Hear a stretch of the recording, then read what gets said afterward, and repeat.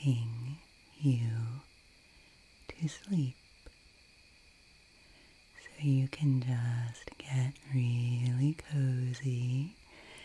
You can close your eyes if you want. This video is a little darker than my typical videos. It is dark outside, and I'm just using my little light and my lamps behind me.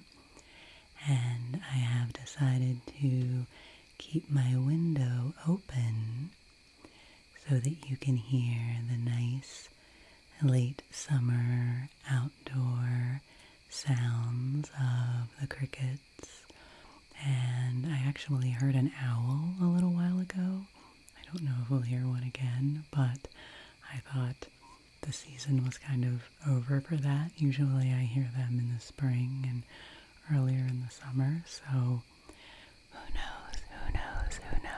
knows what we might hear tonight.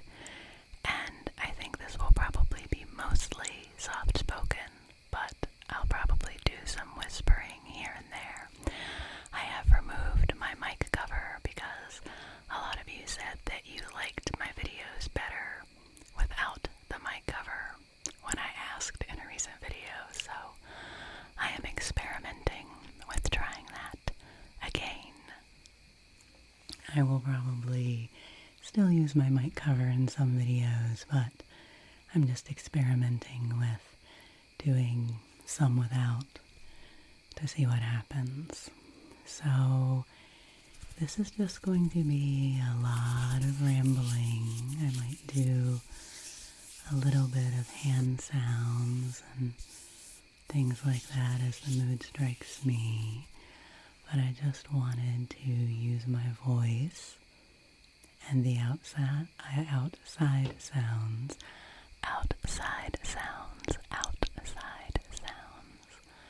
to help you slow down your brain, distract yourself from anything that might be on your mind, anything that might keep you from getting to sleep. You can just let the sound of my voice zone you out. You can listen to what I'm saying if you want to fill up your brain a little bit. And I hope this will be very relaxing and calming for you. There may be some other random outside noises. We'll see what happens. I can't control that. But I figure that can just be sort of part of the background that hopefully will lull you in to sleep. And I got the idea for this video from LunaBloomASMR, specifically to call it Talking You to Sleep. I've definitely done a lot of rambly videos in my time that have probably talked you into sleep, but I thought that title was cool, and I thought it kind of gives me sort of free rein to just really ramble and talk about anything and kind of be in stream of consciousness and not even really have a theme to my rambles, to just allow my voice and my talking to flow and to give your brain something to help it feel melty and nice. So thank you to LunaBloomASMR for the idea. And so I might as well start this ramble by telling you a little fangirl story I have about LunaBloomASMR. I mean, LunaBloom is like legend. Their channel is amazing. They have over 1 million subscribers, and all their videos are so cool and so fun and so incredibly tingly and relaxing. And I've gotten a lot of ideas from LunaBloom. All of my eyes closed, follow my instructions videos are very heavily influenced by LunaBloom's videos. And so I always like to tag the creators who have inspired me when I upload a new video, because I like to give credit for where I get my ideas from. But I just do that. I do that tagging because I think it's the right thing to do, and I think it's appropriate to give people credit, but I never do it thinking that those people actually see it, especially people with giant channels who are extremely popular. I never really, expect them to notice that I tagged them or take any note of it or anything.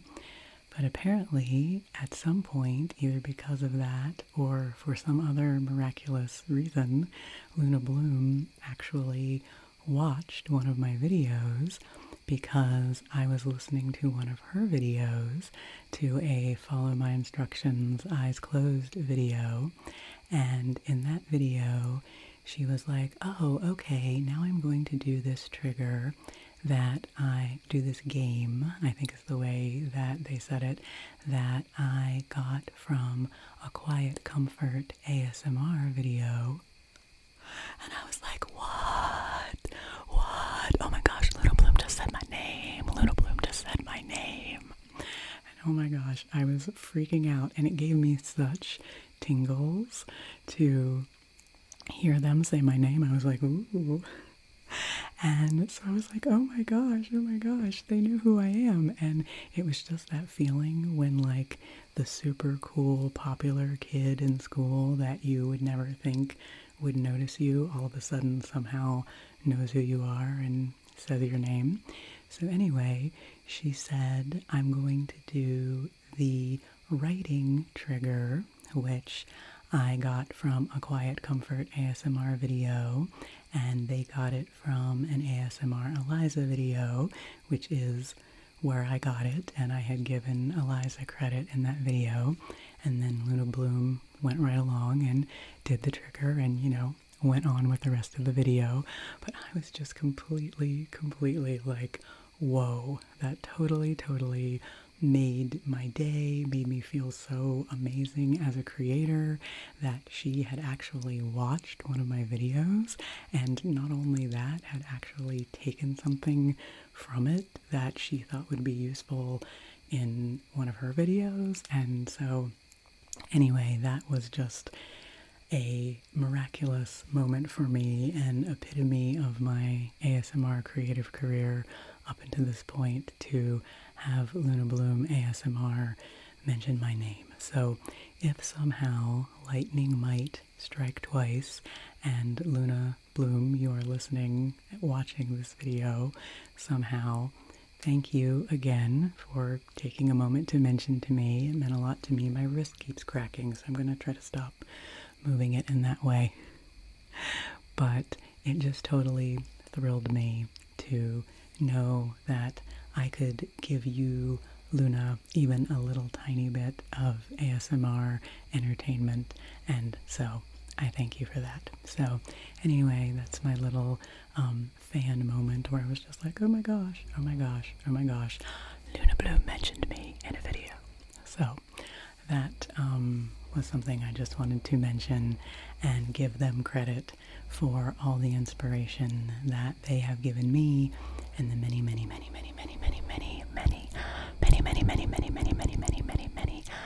times that I have fallen asleep to their videos, and honestly a lot of ideas and triggers and things that I've kind of stolen from her and used in my videos, and she's very gracious that she doesn't mind people doing that and emulating the creations that she puts out in the world. So I just really appreciate that. Thank you, Luna Bloom. Thank you, Luna Bloom. And I realize that my throat is a little scratchy here, so I am going to pick up this mug of tea that I brought. It is spearmint tea. And I will take a little sip. You can listen to the outside sounds while I take a little bit of tea.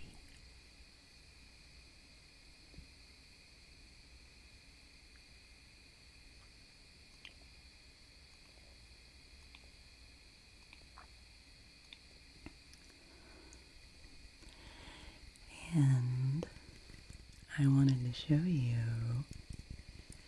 this mug. I don't know how choppy it will be, maybe a little bit, and maybe it might make some nice sounds because of the ridges. Isn't this a beautiful mug? And are you ready? Are you ready for this, friends?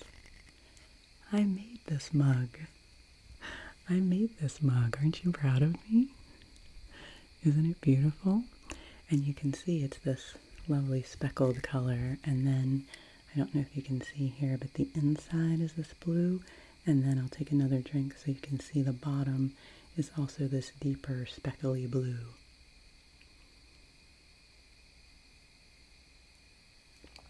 It's really beautiful, and I am so proud of myself for making it. I have been taking pottery classes. I took a 6-week session in the spring, and then another in the summer, and then I'm going to be starting one actually this Friday mornings. And these classes are taught at a pottery studio that is in my town, the little rural country town that I live in, which doesn't really have much of anything in it, but suddenly we have a pottery studio, which is really cool, and also a little artisan shop where the woman who is the potter sells her wares and also sells beautiful creations from all sorts of artists and creators and artisans from the area that I live in. All kinds of things, jewelry and paintings and woodworking and fiber arts and pottery and just any kind of creative creation you can imagine is sold in this shop, and so it's a great place for me to do shopping when I do need to buy a gift for someone. And the owner of this shop has started offering pottery classes, and she has all the equipment there. She has the kilns, she has wheels for throwing pots, she has 4 or 5 wheels and a lovely area for creating. She has a huge supply of glazes. And when I heard about this, I actually heard about it through my local library. Another shout out to the library. I was really excited when I heard that she was offering these classes because I took pottery classes when I was in college. I took a couple of semesters and made a lot of cool things, and I really enjoyed it. I should do a show and tell of the things I made in college. Well, at this point, I should do a show and tell of the things I've just been making in my most recent pottery class, and then I should also go back and do a college show and tell one. Actually, do I have? Ooh, I do have one thing back here that I made. Let's see, can I do this without making a ruckus? Yes, back here on my shelf, this is something that I made in college, so that would have been in like 2001 maybe. It's a little spirit ball, and I might have used this in a video a really, really long time ago. But how you made this was to make 2 little small bowls, sort of 2 little half spheres, and then in the bottom one we took little pieces of clay, little balls of clay, tiny little balls of clay, tiny little balls of clay, tiny, tiny, tiny little balls of clay, and wrapped each one in a little piece of newspaper, and then put them inside, and then put the other half on top, and, sealed them around, slipped and scored them and sealed them. And then we made our designs on the outside. I made this kind of abstract design of people. And then when you fired the spirit ball, the little pieces of newspaper inside it burned up in the kiln. And so then it left you with these little pieces inside so that it would function like a rattle. And if you had just put the pieces inside by themselves, they would have all kind of stuck together and you would have just had one big lump in there. But by doing it with that technique, you get this neat rattling sound. So I have had this piece of pottery for a very long time, and I really loved doing it in college. I enjoyed it a lot. I did mostly hand-built things in college. I did do some things on the wheel. I especially love hand building. And so I was just really excited about the possibility of the opportunity of taking a pottery class again. And at first the pottery classes were all booked up and sold out for like months because she offers them at a really reasonable price. And like I said, I live in a small town where there's not really much that usually comes about and happens in this town. So when something does happen, people get excited about it. And she also had a following from where she had her studio before in another nearby town. And so at first the classes were all booked up, but I just got on her waiting list and thought, okay, well, if it ever comes around, it comes around. And months and months and months went by. This was like last summer and fall. And then last winter, just a couple of days after Hazel, my dog, had passed away in February. I won't shake this forever, but I got a text actually, from the woman who owns the studio, and she said, "Oh, hey Devan, I've had an opening come up in one of my classes. Somebody has canceled and called out of the class. Would you like to fill in this spot for a Sunday afternoon class?" And at that point, I was so distraught over losing Hazel, and I really was just not in a very good place at all mentally. And I thought, you know what? This is the universe sending me something to do, something to put my energy into, kind of a treat for myself, to have something to focus on and a way to be creative right now when I'm really hurting. So I decided to do it on the spur of the moment and sign up for that first class. And I loved it so much that I decided to do it again the next session, and then I took some time off from doing it in the summer, and then now I'm going to start again on Friday and do it for another 6 weeks. And in these classes that I take, there are 2 weeks of hand building each time, 2 weeks of throwing on the wheel, and then 2 weeks of glazing everything. And each class is 2.5 hours long, and there's only 4 people in the class. So we get a lot of personal attention and a lot of techniques and learning from our teacher, who is a wonderfully kind and patient and generous person and a very good teacher. So I've just been getting a lot out of it. Okay, here I said I wasn't going to do a lot of sounds, but that's kind of nice, isn't it?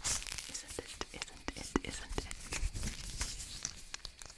And this is a little piece of art that I'm very proud of, and I still have a bunch of things that I made in college. Some of them I gave away, but maybe I will do that. Let me know if you're interested in seeing any of my vintage ceramics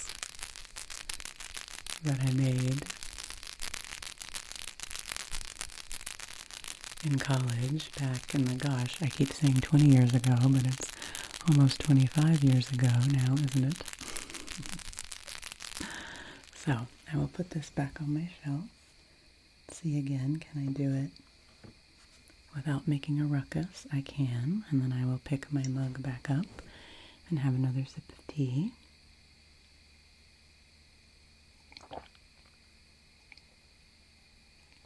I'm never sure about those kind of swallowing, drinking sounds, whether those are soothing or not. And okay, This is what always happens to me. The way I sit kind of sideways when I sit on the floor here and do my videos, and then my foot falls asleep, and usually I edit this out.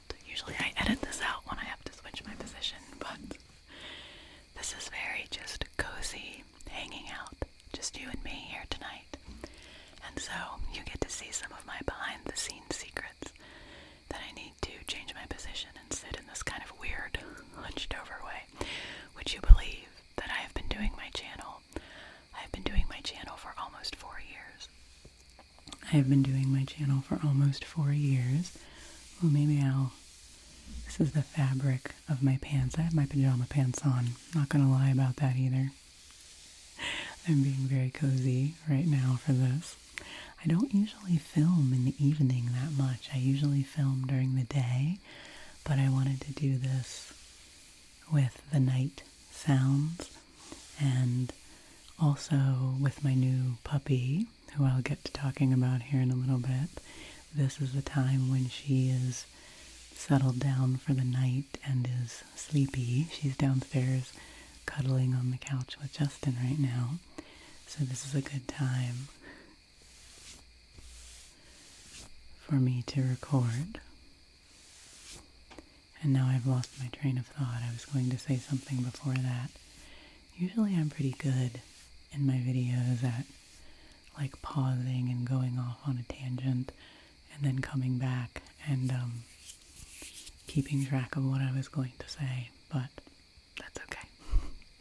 That's the whole point of this kind of talking you to sleep video, is that the content of what I'm saying doesn't really matter that much. It's just so that you have something to listen to and to fill up your brain so that you can just drift off to sleep without any other thoughts disturbing you. So, are you sleepy? Is this making you sleepy? Are you feeling a little bit sleepy by now? I hope that you're feeling sleepy. I hope that it's helpful. I hope that this is nice and soothing to you.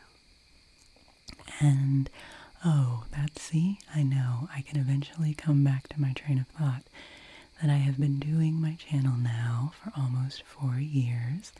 Here in a few weeks, in October, will be my 4-year channel anniversary, so I'll have to come up with something special to do for that. Let me know if you have any ideas. And here I am, 4 years later, still just sitting on the floor. And I know a lot of ASMR creators do that, so I think it's, there's no shame in sitting on the floor. I do have a desk in this room where I do my recording. I have a desk where I sit with my laptop when I'm doing a course, like when I was in school, or when I do Zoom calls and things like that. I have a desk with some nice art behind it and things like that.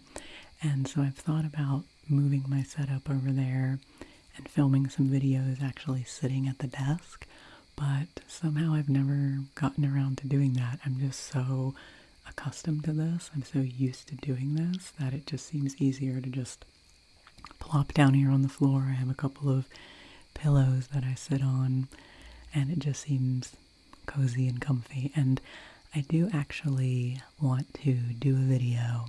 That was something else I wanted to talk about in this little ramble, was some of my ideas for future videos. But I do want to do a behind the scenes type video and show you just how incredibly simple and low tech my setup is here. I mean, I have my microphone on an old footstool that I bought at Salvation Army that literally has like rips in like the leather upholstery on top of it.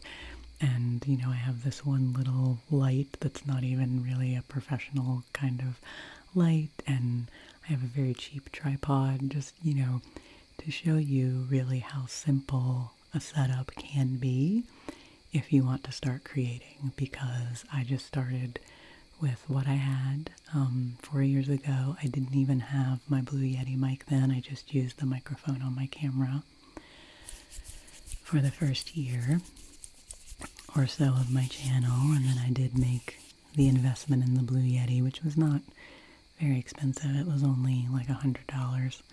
So that's been a pretty good investment now that I've been using it for 3 years. And, you know, a lot of creators have put a lot of money and resources into their channels, and I think that's great when you can do that. But for me, this has been, you know, what I could manage, and I think it still works pretty well. So this is my little setup here. Okay, I think my foot is now not falling asleep anymore, so I will change my position again. I really prefer to sit in this kind of sort of sideways, side saddle sort of way, and I don't know, I've probably, oh, there's my knee cracking. I'm probably doing some sort of permanent damage to like my spine by sitting sideways all the time and all the times that I recorded, but this is just how I find it comfortable to sit. If I'm just sitting on the floor, you know, doing something else, this is usually how I sit. And so now you know this is the official Quiet Comfort ASMR pose. So, okay, I think I will, where's my tea? I think I will have some more tea. I'm glad I brought this because I am feeling a little bit extra raspy tonight, so I hope that that is appealing and not troublesome to you. I still get self-conscious sometimes, especially now that I have the mic cover off, about like my throat sounds and my mouth sounds. Sometimes I feel like when I'm talking, my mouth just like, I don't know, it like squeaks and makes like weird like gleeky. Remember, did anybody say that word when you were in school? Like if you gleek is when you talk and like spit flies out of your mouth. And I don't feel like that actually happens. I don't feel like there's spit flying out of my mouth when I'm talking to you. But sometimes there's that little like squeaky sound in my mouth. I don't know. Now that I've pointed it out, you'll probably be like, ooh, weird. You probably wouldn't have noticed it before. But I try not to be self-conscious because I know that part of ASMR is sort of the reality of it and being, you know, being vulnerable and being myself and not having this be all polished and studio perfect and that sort of thing. And a second ago there, you might have just heard like a clunk sound, a like kind of a sharp click sound. That's just my house. That is probably the thing I end up editing out of videos more than anything else, is when my house just makes these random sounds. And it's, I've said this in videos before, I feel like it's a thing a dad would say. It's like, oh, it's just the house settling. So my house settles sometimes. And sometimes in videos I don't worry about it. But like if I'm doing a really quiet video or like a meditation or something, and then all of a sudden there's this like sound, I, you know, want to get rid of that for you. But for this video, maybe I'll just leave the creaks and the cranks and the croaks in there, and you know, we'll just have it be as natural as possible. So let's see, what else can I talk to you about? I did want to talk a little bit more about my dog, Foxy. And this morning, earlier today, well, it was afternoon, I guess, early afternoon, I filmed a video with Foxy to introduce her to you. It was a very short video, maybe like, I don't know, 6 or 7 or 8 minute video. And I'm sure I will have already posted that before I post this. So you will have met Foxy by this point. And I'm just so happy and thrilled to have a dog. Again, Justin and I really, really, really missed the energy of having a dog in our home after Hazel died. And it's just really nice to have that again. And we've never had a puppy before. I had a couple of puppies when I was a kid, but Justin has never had a puppy before. Hazel was his first dog ever in his life, and so it's been a cool experience for us to be taking care of her. And you know, puppies take a lot of work and attention in the beginning because you're getting them house trained and getting them trained not to chew and eat everything in your house and keeping them safe from things that they could get into that might hurt them and that sort of thing. But Foxy has been doing amazingly well. She is a very smart little puppy and very well behaved for a puppy. She really is.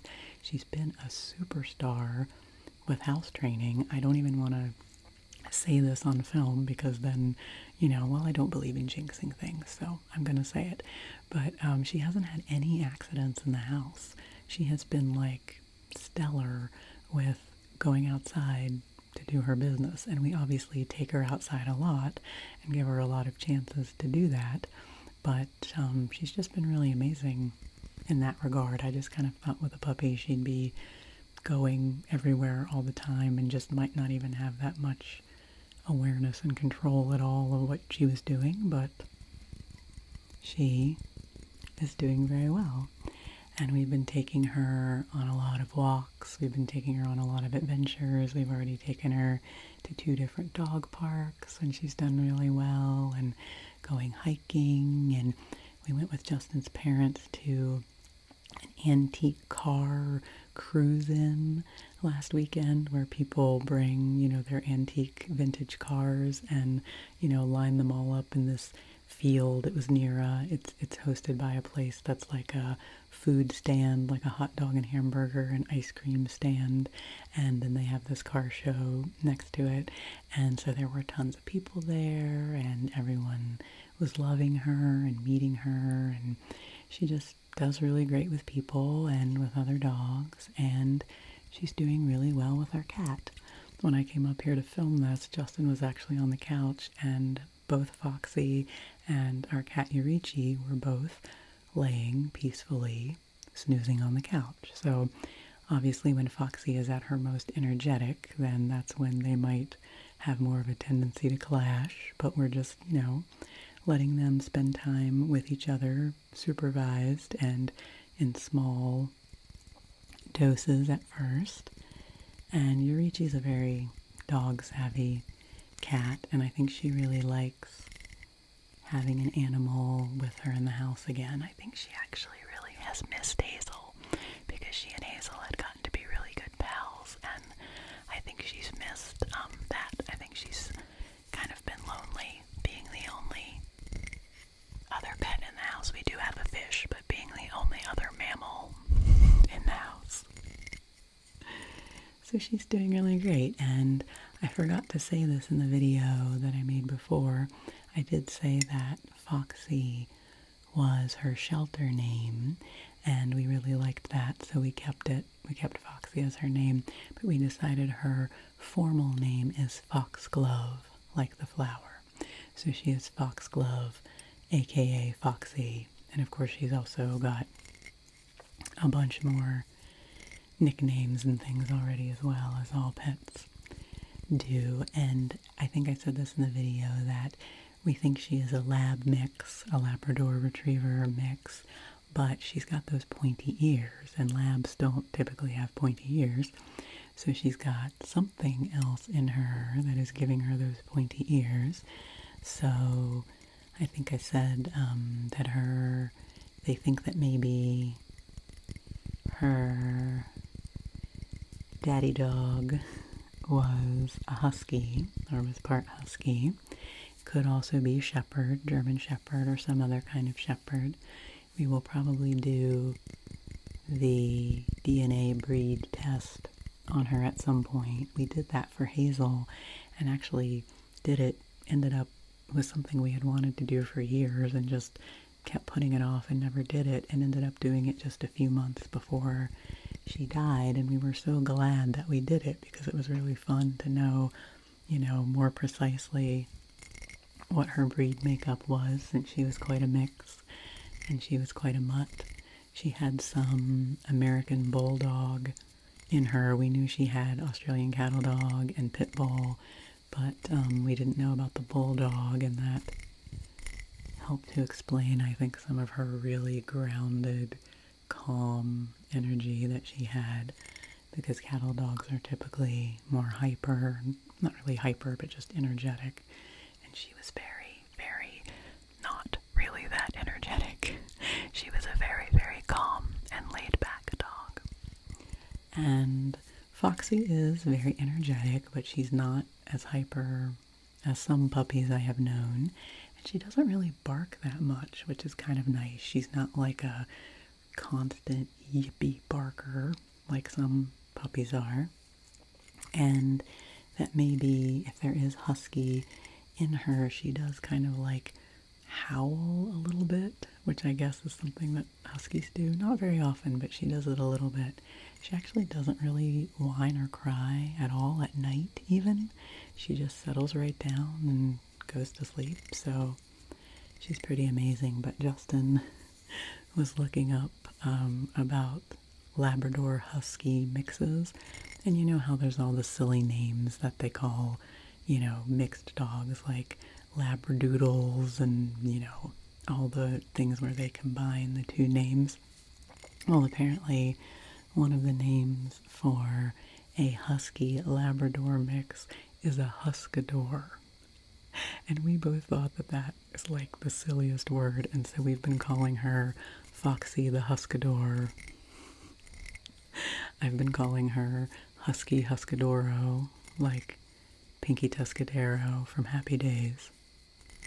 That's an old school reference, but you might get it. And the other part about her name, and then, you know, I won't talk about the puppy all evening. I won't talk about the puppy all night, all night, all night. But, you know, puppies are very fun. And if you have any puppy stories you want to tell me, or tell me about your pets, tell me about your pets. Do you have pets now, or have you had pets in the past? If you're still awake, and you think about this tomorrow, don't do it right now because I want you to concentrate on going to sleep. But if you think about it later, tell me about your pets. I would love to hear about them. And another thing about her name is that Foxy was her name at the shelter where she was first surrendered down in Tennessee. But then the rescue up here that brought that litter of puppies into their fold, into their organization, and arranged for them to be transported up here. And, you know, they're the ones that promoted them and were involved with that rescue. That's who we fostered a dog through earlier this summer, and they were recommended to us by a friend. They're just really great people, a really great organization. And they wanted all of the puppies in that litter to have names on a theme, you know, to have unified names. So they gave them all names of pastas. And that's what they used to promote them up here and on their website. So they were like penne and fettuccine and, you know, all of that kind of stuff. And so Foxy, her name was Manicotti. And so that's another one of her names. We've said she's Foxy Manicotti, which to me sounds like a boxer or something, you know. In this corner, Foxy Manicotti weighing in at 18 pounds. So, I don't know. Our little Foxy Manicotti. Foxy Manicotti, Foxy Manicotti, Foxy Manicotti, Foxy Manicotti, Foxy Manicotti, Foxy Manicotti, Foxy Manicotti, Foxy Manicotti, Foxy Manicotti. Okay, I'm making a trigger out of my puppy's name that, you know, it's okay. It's okay. What are you gonna do? What are you gonna do? And you know what? I thought something else I'm just thinking of is you all had said how you like when I do the close-up whispers like this, and someone had said they like the cupping sound of the whispers, and so I did that in a video. I did that in my video of drawing triggers out of a hat, where you all had given me suggestions, and I just pulled random triggers out of a hat. But when I went back and edited that video, I was like, Devan, why did you cup your hands that way? I had my hands cupped, and I had my fingers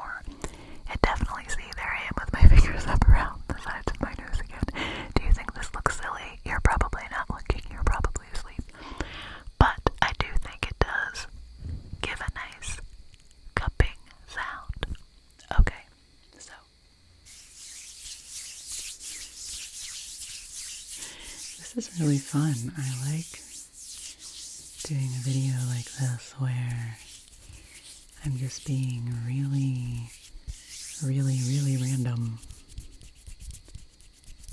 and not even worrying about how long this takes. I'm sure it'll be a long video because even when I try to do shorter videos, I have to be very disciplined because I don't know, I just ramble a lot.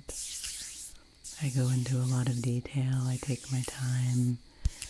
I just can't really go that fast. There's so much fast and aggressive ASMR out there. And I'm just like slow.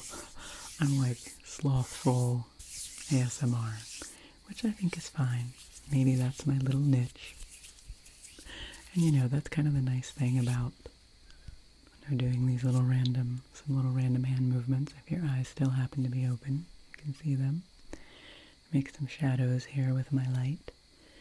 That's one of the nice things about my channel not being gigantic or anything like that is I just kind of do whatever I want. I mean, I've been doing this, it's taken me 4 years to get almost to 3,000 subscribers. I'm getting close. I don't think I'm going to, go viral anytime soon and suddenly skyrocket, up to tens and hundreds of thousands of subscribers, and that's fine with me, honestly.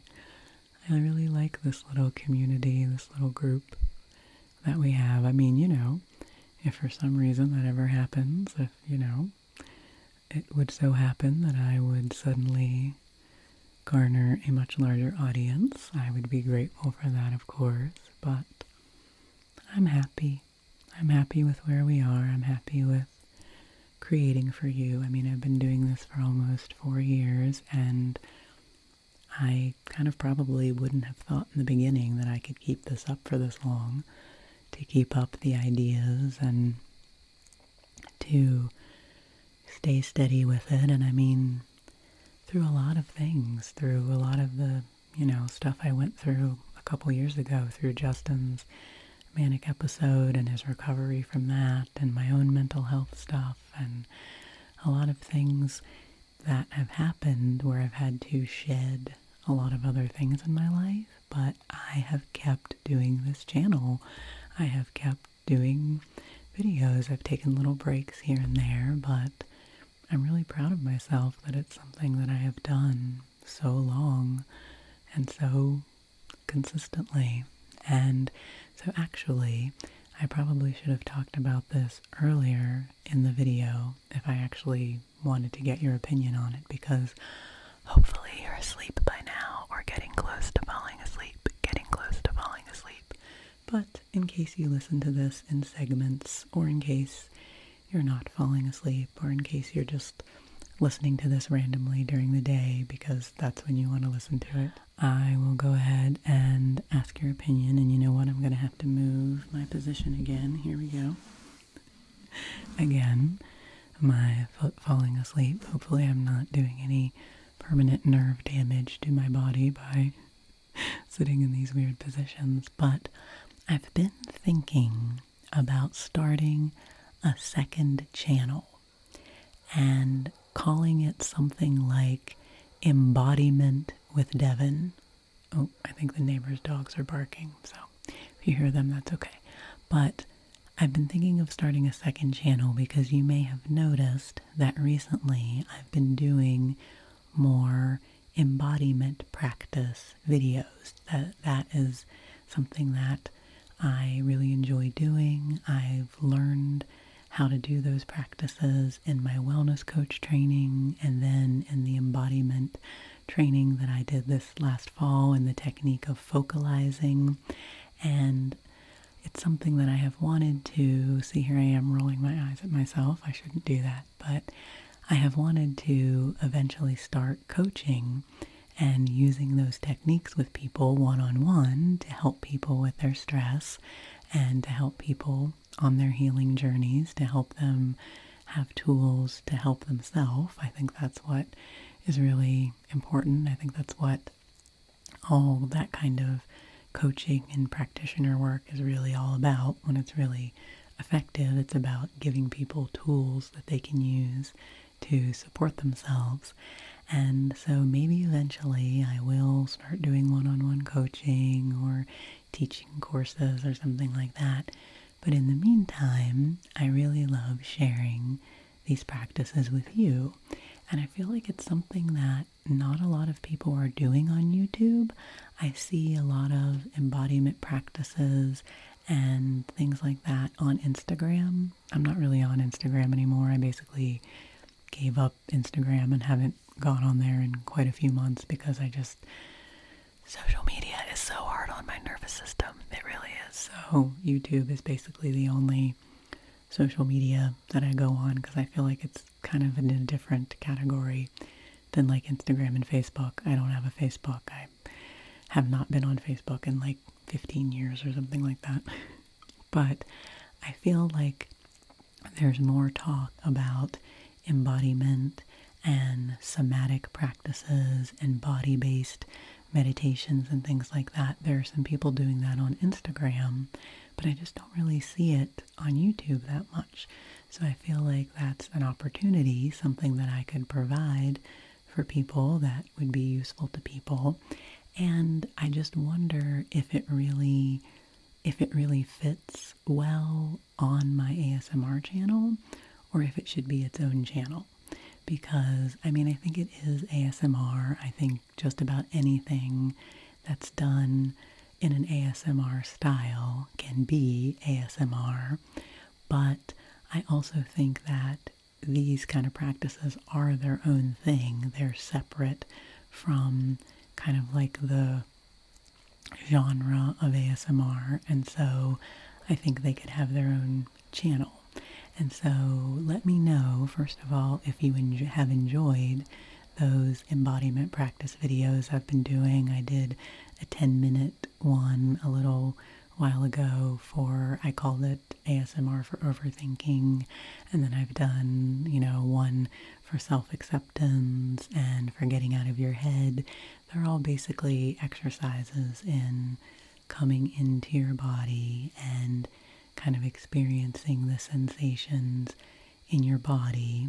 And the whole idea behind embodiment practices I'm losing my tense here. The whole idea behind it is to connect to the sensations in your body, because so much of the healing work that we do with therapy and traditional kind of therapies, which are all very effective and important. I am a big fan of talk therapy, but sometimes they don't give us the whole picture and don't give us all of the tools that we need, because even if we think things through a lot in our minds and we get to kind of the root causes behind our habits and we start rewriting our stories and all of that, that's all really helpful.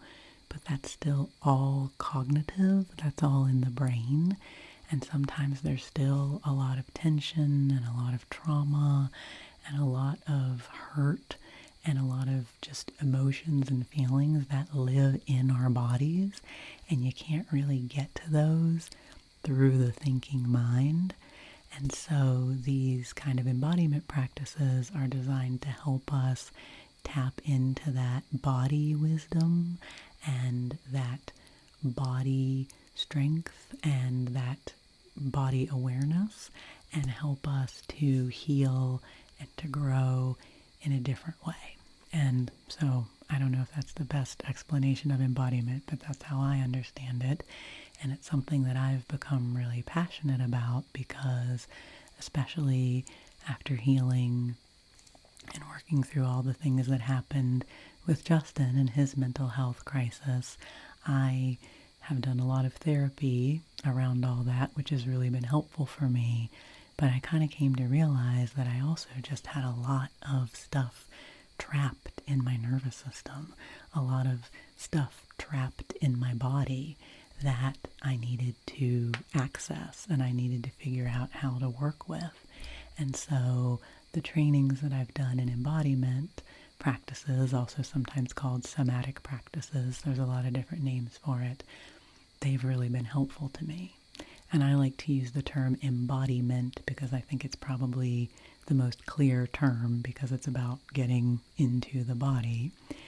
And so all that to say is I'd love your opinion about whether, first of all, whether you'd be interested in a second channel that was exclusively those kinds of practices. I mean, I would still keep doing ASMR, but I would keep this channel with more sort of traditional ASMR kind of videos, and then those guided practices and somatic meditations and embodiment things I would have on a second channel. And then that also might attract people to that channel who don't watch ASMR or aren't aware of ASMR, and then maybe those two things could come together. Or maybe I should just keep doing the embodiment videos on this channel and just make my ASMR channel more broad and just keep it all here where I have the audience that I already have. So that's just something that I have been thinking about, And I will say, I think I'm going to wrap this up pretty soon. I have no idea how long we've been talking, but I hope you're sleepy. I hope you're asleep. I hope you are sleeping maybe by now. And if not, at least your brain might be kind of mushy-fied and relaxed from listening to me just talk about all this random stuff for so long. But I will say that moving into the fall season, as I adjust myself here again, moving into the fall season, I am going to try to increase my... Wait, where's my tea? I had a notebook here in case I needed to think of anything or write anything down, but I haven't really used it. As we move into the fall season, I am going to try to increase my number of videos. I'm going to try... Ooh, that's kind of a nice sound now that I've drank more of the tea. I'm going to try to start doing 2 videos a week instead of just 1 video a week. For quite a while now, I have been doing 1 a week. At times in the past, I was doing 2 per week, but this summer and over the last few months, just with other things I've had going on and my own kind of like energetic capacity, 1 video per week has seemed like what I could manage. But moving into the fall, there's just so many fall themed videos I would like to do. I love fall themed triggers, and I like the idea of fall and Halloween role plays. I want to do another Velma role play, and I have some ideas for some other Halloween season role plays. You know, I did Ursula last year, which was such fun. So if you have any ideas for characters or things like that that you think maybe I could portray, and I mean, I'm no cosplay person. I'm not going to be able to like perfectly mimic a character, but I think I can get the essence of things. That's kind of what I did with Ursula. So if you have ideas for fall content that you'd like to see, let me know. I think fall is this particularly potent time for ASMR because it's just such a cozy time, and that's one of the big elements of ASMR. We can get our cozy mugs and our candles and, you know, our fuzzy sweaters, and there's just a lot of tactile sensation around the fall, a lot of scents and sensory things as well as touch, and so I think fall is just a really nice time for ASMR, and certain creators like Goodnight Moon, I feel like she just does autumn, you know, to the fullest, and I always look forward to her autumn content. So I have a lot of ideas, and after kind of taking things a little slower in the summer with my content creation, I am feeling kind of excited to up my game and start doing more. So I am going to try to start doing 2 videos per week, maybe like by the end of September, we'll see. And a lot of my videos do end up being long videos like this, like being, close to an hour.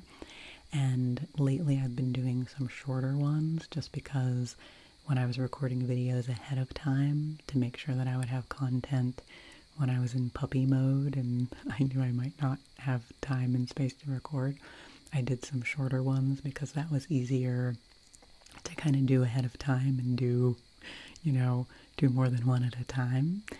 But I'm thinking now I might try to balance things out by doing one shorter one and one longer one each week. We'll see what happens. Who knows? Who knows? This channel is always evolving. Always evolving. Always evolving. Always evolving. Always changing. And it's such an amazing, fun outlet for me. And gosh, I just appreciate you all so much for giving me this space and giving me a place where I can express myself and experiment and just really put myself out there. And this channel has done wonders for helping me get over my perfectionism.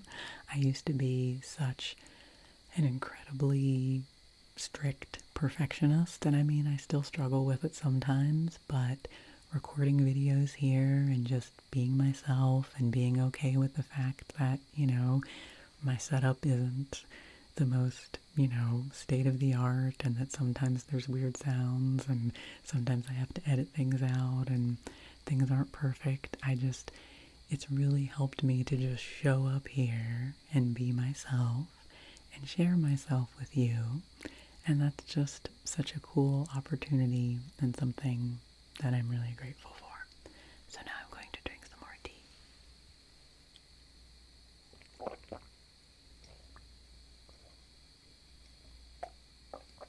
I'm trying to judge by the temperature of my tea how long I've been recording. It has gotten pretty cool by now. So I really, really hope that you are asleep right now. I hope you're sleeping and having lovely dreams, or I hope that you are ready to turn off this video and just go right to sleep, go right to sleep, go right to sleep. I will put lots of blank space at the end of this video.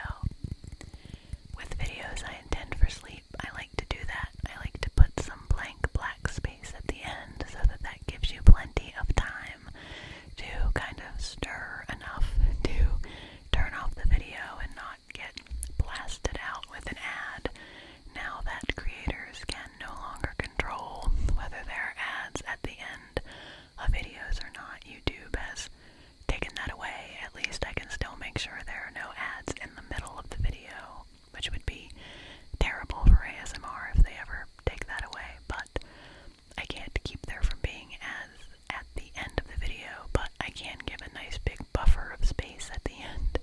So hopefully you have time to stop the video so that you won't have to be disrupted by that at the end. And I hope that you enjoyed this time of us hanging out together. I sure did. This was really enjoyable. I'm glad we got to do it.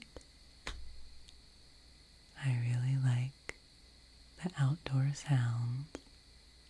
Maybe I talked too much and didn't let you get to hear the outdoor sounds enough. Maybe I'll let there be a little bit of just the outdoor sounds here at the end as we wind down. So, thanks for being here, friends. Thanks for